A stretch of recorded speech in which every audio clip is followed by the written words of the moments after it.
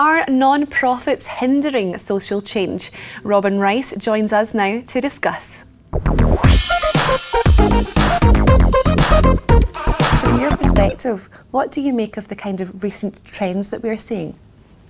Well, we've always followed what works, and you can see what's working now. What's working is social change. What's working is tapping into what people really want and what their values are, and instead of telling them, who they're supposed to be, asking them who they want to be and following what their values are as they're emerging. So any company that's following that is going to be ahead of the game.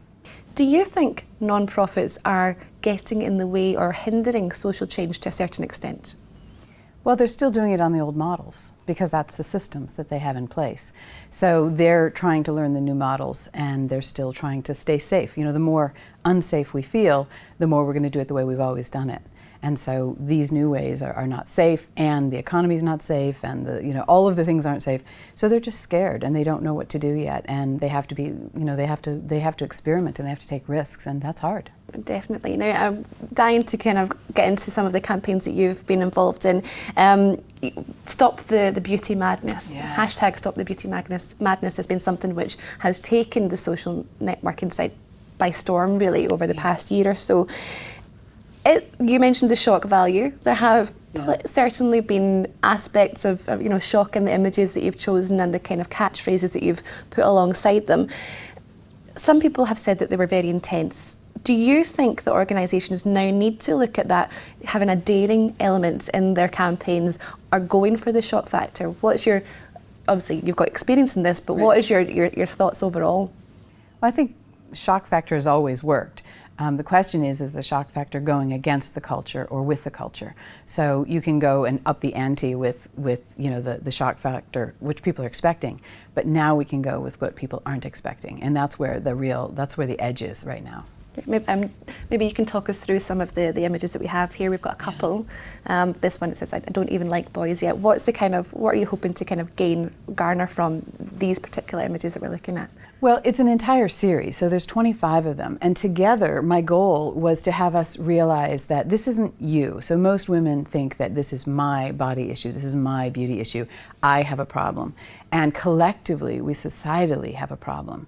And so what I did was I took it from as many angles as I could, young, old, thin, heavy, all the different angles, and showed everybody has something. So this is just young girls. And I'm guessing you don't expect me to be a doctor when I grow up. That's pretty intense because maybe she was expecting to be a doctor, but that's not what they're obviously paying her as a model for.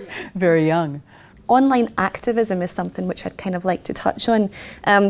Whether it be posting your opinion on an online forum or getting involved in a discussion, or what we've seen lately, changing your profile to have a rainbow in the background or of a certain flag with you alongside your own picture to show that you're empathising with different issues which are going on. Some people think it's a very good launch pad for maybe inflicting change in policy, for example, but other times it's very easy to sit back and do these things, and it kind of encourages slacktivism, which is something which is kind of interesting. What are your thoughts about this?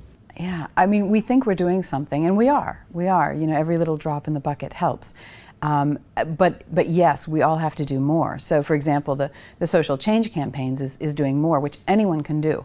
I like to say, no one hired me to do it, no one paid me to do it, I paid to do it.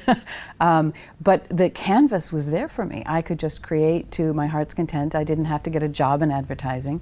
I could look at the medium that was out there and go wild. So I just encourage people, go as far as you can go with the media that's available to you, because it's available to all of us. So that's, yes, slacktivism is possible, but we don't have to stop there. We can just be creative, say what you want to say. Indeed, I guess it is better to do something rather than nothing at all.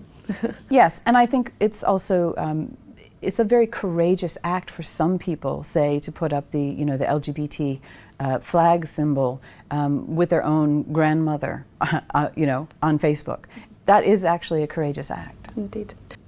Well, Robin, it's obviously something that we would love to talk about for hours on end, but thank you so much for coming in and shedding some light and sharing your experiences with us today. Thank you. Thank you. Okay, well that's all from Robin and myself for just now. Thank you very much for watching, and please do stay tuned to Dukascopy TV. Goodbye.